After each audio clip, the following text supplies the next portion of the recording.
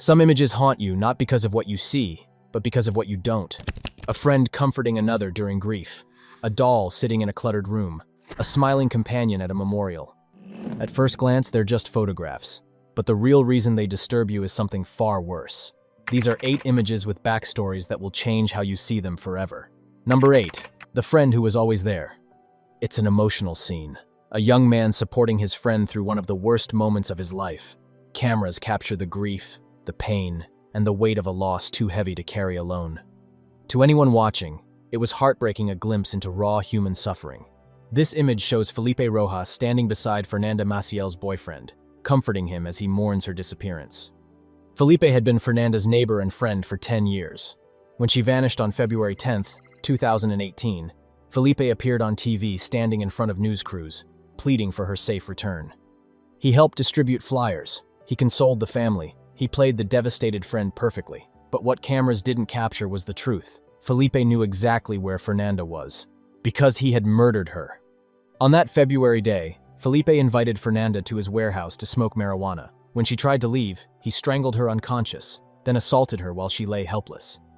Afterward, he tied her up, wrapped her body in fabric, and buried her in a garbage pit behind the warehouse. But Fernanda wasn't dead yet. She was still alive when Felipe covered her body in cement and sealed her underground.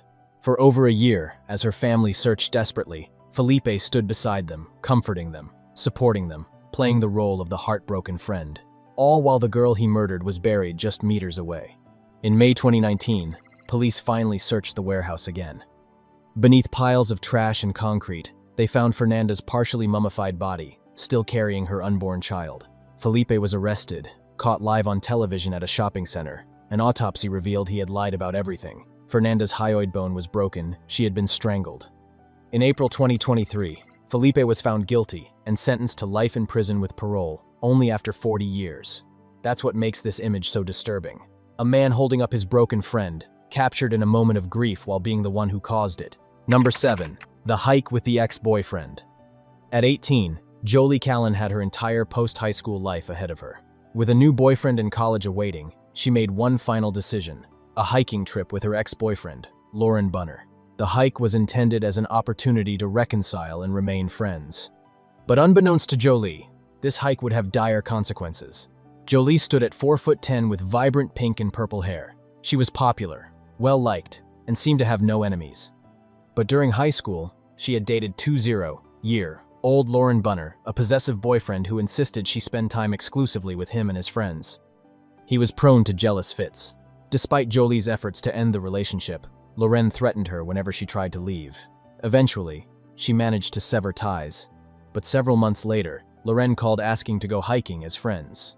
Despite reservations, Jolie agreed, even jokingly texting a friend the night before, "If something goes awry, you'll know who I was with." On the 30th of August, 2015, Jolie brought her dog to meet Lauren at the Chehaw State Park Trail in rural Alabama. Throughout the hike, Lauren ominously documented the day on Instagram, sharing 3 images culminating in a disturbing photo of Jolie standing on a cliff edge with her back turned to the camera. Moments after capturing this picture, Lauren discharged 2 rounds from a .22 caliber firearm. The first bullet hit the back of Jolie's head. As she fell, Lauren turned her over and delivered another shot. He then pushed her lifeless body off the 40-foot cliff. Lauren returned to his car and calmly called 911. "I want to turn myself in for the murder of my ex-girlfriend, Jolie Callan." He delivered this entire message in a calm voice, then waited for police to arrive. During trial, Lauren claimed he and Jolie had made a suicide pact, that he couldn't fulfill his end after killing her. Jolie's friends and family heavily contested this. She was looking forward to the future and showed no signs of depression. They argued Lauren, motivated by rejection, ruthlessly ended Jolie's life when she refused to rekindle their relationship. Lauren was initially granted youthful offender status, ensuring a maximum prison term of just 3 years regardless of crime severity. Public outrage quickly returned him to court, where his youthful offender designation was revoked. On the 13th of July 2017, Lauren was sentenced as an adult to 52 years behind bars. Jolie's father said, "She was a sweet, sweet, sweet good girl, and I think she's smiling today." That final Instagram photo, Jolie standing on the cliff with her back turned, captures the last moments before a jealous ex-boyfriend ended her life. Number 6. The Dollmaker's Collection. In the middle of a cluttered room sits what looks like an oversized doll dressed in a red hoodie and denim skirt. The limbs look off too bulky, too rigid, covered in thick stockings and gloves. Then there's the face, pale, glossy, and frozen. The eyes look painted on, but not in a way meant to be seen up close. At first glance, it's easy to assume this is nothing more than a homemade toy. But the truth behind this doll is far darker. Anatoly Moskvin was never a normal kid. Growing up in Russia, he spent his days wandering through graveyards. When he was just 13, strangers allegedly dragged him into the funeral of an 11-year-old girl and forced him to kiss her cold, waxy forehead. After that day, death became something different to him, something he couldn't let go of. Despite it all, Anatoly built a seemingly normal life. He graduated from Moscow State University, became a respected linguist and historian, and spoke 13 languages fluently. His colleagues described him as a genius, a little odd maybe, but harmless. Behind the scenes, things were much stranger. Anatoly's obsession with cemeteries grew. He spent years walking through hundreds of graveyards, recording names, studying burial rituals, and sleeping in abandoned coffins. He even called himself a necropolis, a self-proclaimed expert on the dead.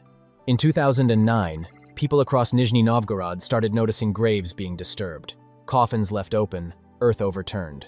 For 2 years, police investigated with no leads. Then in 2011, they traced vandalism back to Anatoly Moskvin.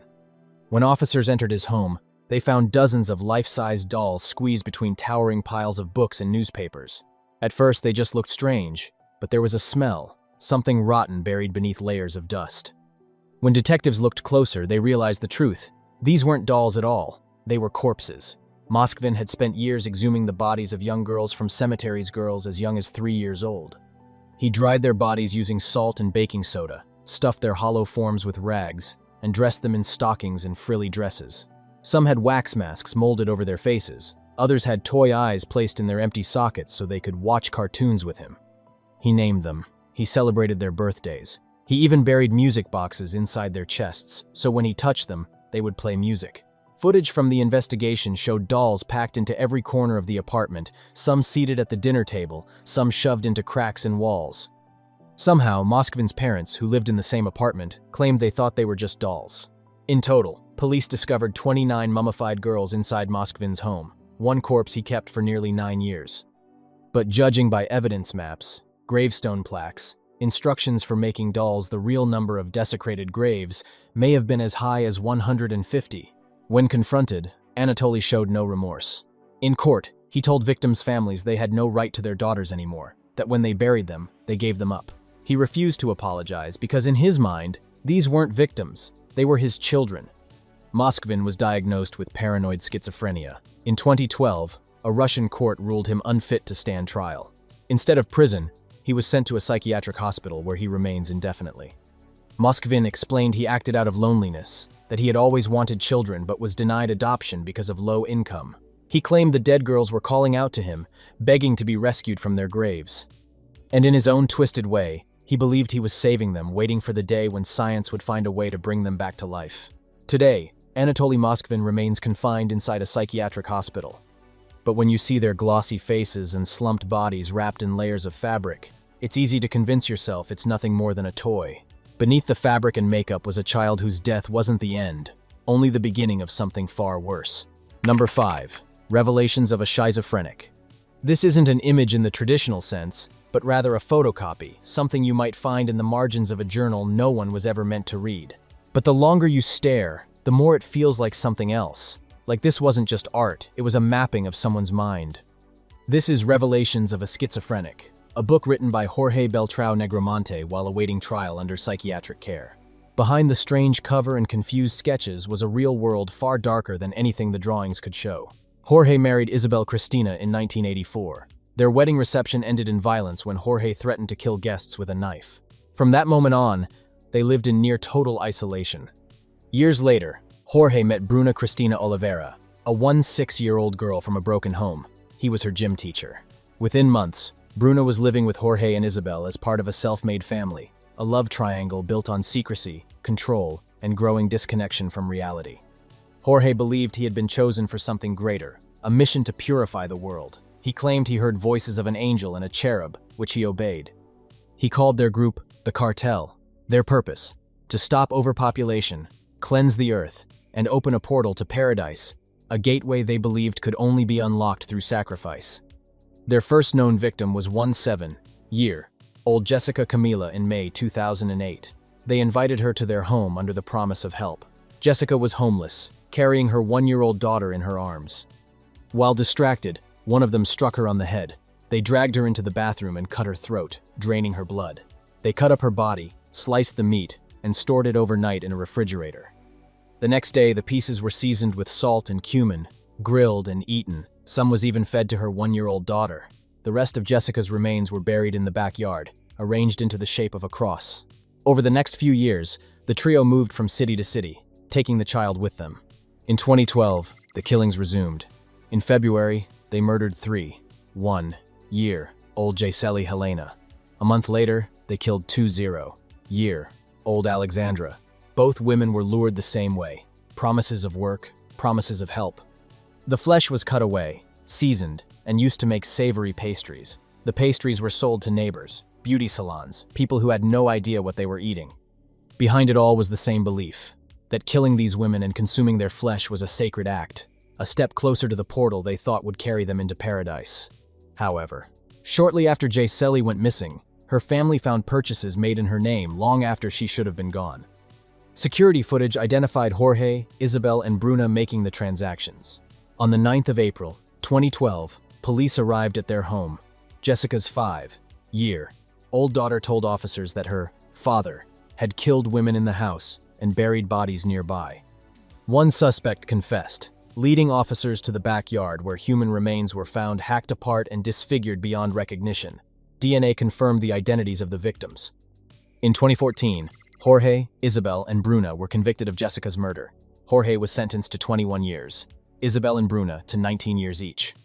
In 2018, all three were convicted again for the murders of Gisele and Alexandra, with sentences ranging from 68 to 71 years. While awaiting trial, Jorge began writing. With the help of mental health workers, he produced Revelations of a Schizophrenic. The book spans 34 short chapters, mixing memories, hallucinations, violent confessions, and strange poetic ramblings. Scattered throughout are crude drawings, distorted figures, masked faces, and scenes of violence reflecting the nightmares he carried. It was self-published and eventually leaked online, giving the world an unfiltered look inside the mind of a man who believed his crimes were part of a divine mission.